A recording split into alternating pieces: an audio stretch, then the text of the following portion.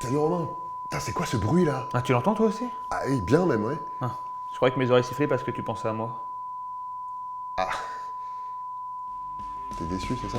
Un peu.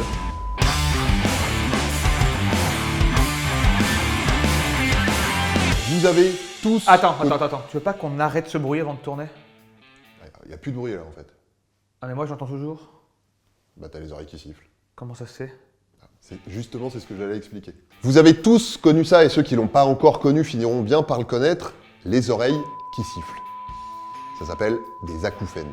Alors, parfois ça apparaît comme ça, juste une fois, on sait pas trop pourquoi, ou alors après un coup sur l'oreille, après un gros bruit, et ça finit par passer. Mais parfois, ça passe, puis ça revient. Puis ça passe, puis ça revient. Ça s'en va et ça revient. Etc. Et des fois même, mais ça passe pas du tout. Ça reste tout le temps. Ça touche 10 à 15% de la population adulte, et rien qu'en France, tout cas confondu, on parle quand même de 16 millions de personnes. Alors, pour être d'accord sur les termes, un acouphène, oui, parce que c'est masculin, c'est un acouphène.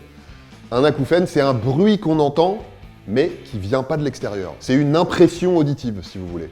Alors, attention, ça n'a rien à voir avec une hallucination auditive. Une hallucination? Non, rien à voir. Une hallucination auditive, c'est un trouble dans lequel on entend une voix, de la musique, ce genre de choses. Là, c'est un son qu'on entend en continu. Et en vrai, on dit qu'on a les oreilles qui sifflent, mais c'est pas toujours exactement le cas. Ça peut être un sifflement, donc, mais ça peut aussi être un bourdonnement, un grésillement, le bruit d'un jet de vapeur, le bruit du vent, le chant des cigales, ou n'importe quel bruit indéfinissable, mais énervant. Bon, mais alors c'est quoi ces bruits? D'où ils viennent? Bah, on sait pas vraiment tout, mais ce qu'on sait, c'est que dans 80 à 90% des cas, les acouphènes sont associés à une baisse de l'audition. Soit parce que, bah voilà, c'est la vie, on vieillit, soit à cause de maladies de l'appareil auditif, soit après des traumatismes physiques ou sonores, etc. Donc du coup, on entend moins bien, ok, mais qu'est-ce qui se passe? Pourquoi il y a ces bruits? Bah, vu que vos oreilles, alors une seule ou les deux, hein, ça dépend des cas, vu que vos oreilles elles entendent moins bien, votre cerveau, et plus particulièrement la zone qui s'occupe des sons et qui s'appelle le cortex auditif, bah, il se dit qu'il faut essayer de faire quelque chose pour arranger ça. Il va trifouiller un peu les réglages, mais en essayant de s'adapter, ça va provoquer une activité inhabituelle au niveau du système auditif, et votre système nerveux central, lui, il va identifier ça comme un son. Résultat, votre cerveau, il vous dit « Ah, il y a un bruit là ». Alors qu'en fait, non, pas du tout. Donc on dit qu'on a les oreilles qui sifflent, mais en réalité, bien souvent, c'est dans la tête que le son est produit. Ce qu'il faut savoir, c'est qu'on n'est pas tous égaux devant les acouphènes. Pour certains, ça va juste être une petite gêne, pour d'autres, ça va être très handicapant. Alors, heureusement, ce cas-là, c'est rare, hein, c'est moins d'1% des cas. Mais quand même. Ça peut donner des troubles du sommeil, des troubles de la concentration, et ça peut même jouer sur le moral. En gros, on comprend pas trop ce qui se passe, donc on stresse, et il se trouve que le stress, bah, ça augmente les acouphènes. Du coup, c'est un cercle vicieux. Ça peut même aller jusqu'à la dépression. Et c'est encore pire si les gens autour de vous, ils comprennent pas trop. Ou s'ils croient que vous exagérez. Tout ça, c'est dans ta tête, monsieur Tweedy. Répète. Oui, c'est dans la tête, c'est vrai, mais c'est un problème réel. Et il faut pas le négliger. Bon, mais le mieux, c'est de pas en arriver là, hein, c'est de pas avoir d'acouphènes.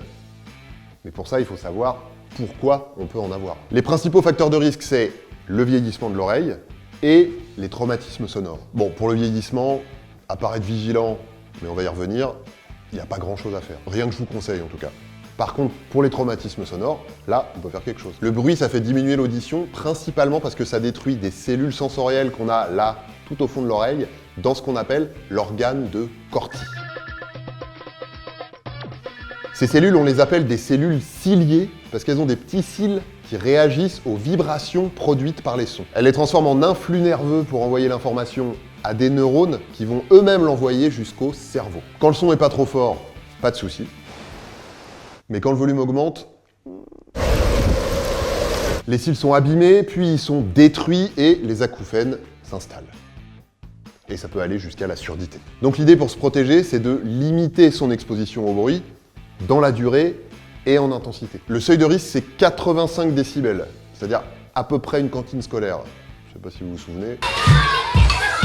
Quelques heures par jour à 85 décibels ou même juste une heure si c'est de la musique que vous écoutez au casque, et vous commencez déjà à mettre vos oreilles en danger. À 100 décibels, quelques minutes suffisent, et même quelques secondes si vous êtes exposé à 112 décibels. Pour vous donner une idée, en boîte par exemple, on est à 100-110 décibels en moyenne, et ça peut monter jusqu'à 115 voire 120. Et dans les concerts, c'est pire, on est facilement à 120 décibels, voire 138 si on est devant la scène, et presque 140 si on est à côté des enceintes. Bon alors pour info, un avion qui décolle, c'est 160 décibels, et la douleur, elle apparaît à 120.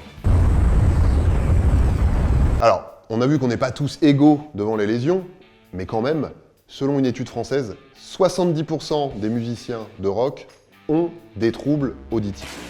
Et dès 26 ans, 75% des DJ qui travaillent au moins 3 nuits par semaine ont des acouphènes. Donc, en boîte, éloignez-vous des enceintes. Pareil en concert, et mettez des bouchons d'oreille.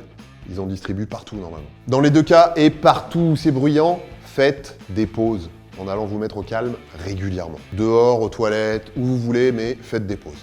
Quand vous écoutez de la musique ou des vidéos au casque, déjà évitez les écouteurs intra-auriculaires. C'est les plus violents pour vos petites cellules ciliées.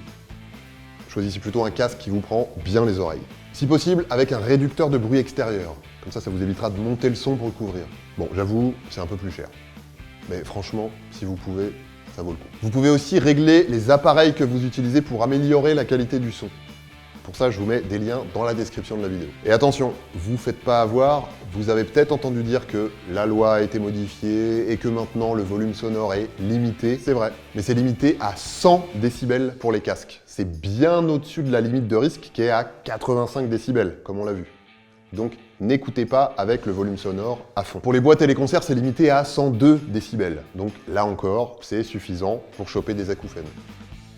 Mais maintenant, vous savez quoi faire. Alors, peut-être que vous n'allez pas en boîte, peut-être que vous n'allez pas dans les bars, en festival ou en concert, mais peut-être que vous êtes exposé au bruit à votre boulot. Dans ces cas-là, demandez des protections auditives à votre boss. Et n'hésitez pas, faites intervenir la médecine du travail si besoin. Bien sûr, il y a d'autres causes pour les acouphènes. Il y en a même plein. Le meilleur conseil que je puisse vous donner, c'est ne laissez pas traîner si vous avez l'impression que vous avez un souci, que vous entendez moins bien, etc. C'est valable pour les gens qui ont atteint un certain âge, mais ça marche pour tout le monde. Par exemple, si vous prenez des médicaments, genre des anti-inflammatoires, des corticoïdes, certains antibiotiques, ou n'importe quel médicament qui peut être ototoxique, c'est-à-dire abîmer les oreilles. Et ça, vous ne le savez pas forcément. Donc soyez vigilants et consultez au moindre souci. Allez chez le médecin dans les 24 heures surtout si ça apparaît brutalement. Dernière chose, n'utilisez pas de coton-tige. Arrêtez de faire ça. Ça pousse le cérumen dans le fond, ça fait des bouchons et ça aussi, ça peut provoquer des acouphènes. Alors, je vais pas vous laisser dans l'angoisse. Oui, les acouphènes, ça se soigne. Mais à part quand il y a une cause très précise qu'on peut traiter, on en guérit rarement. Par contre, on peut diminuer leur intensité et leurs conséquences. Pour ça, il y a tout un arsenal de traitements. Ça va de la prothèse qui diffuse en continu un petit son qui parasite et qui couvre les acouphènes, aux thérapies cognitives et comportementales avec un psy pour apprendre à vivre avec. On appelle ça le phénomène d'habituation. En passant évidemment par tout ce qui est méditation, sophrologie, etc. Ça aide bien. Donc maintenant, vous savez pourquoi on a les oreilles qui sifflent, mais vous savez surtout comment ne pas avoir les oreilles qui sifflent. Et ça, c'est bien. DTC, c'est fini pour aujourd'hui. On se retrouve très vite pour une nouvelle vidéo. D'ici là, prenez soin de vous, prenez soin des autres, mettez-vous bien et surtout, portez-vous bien.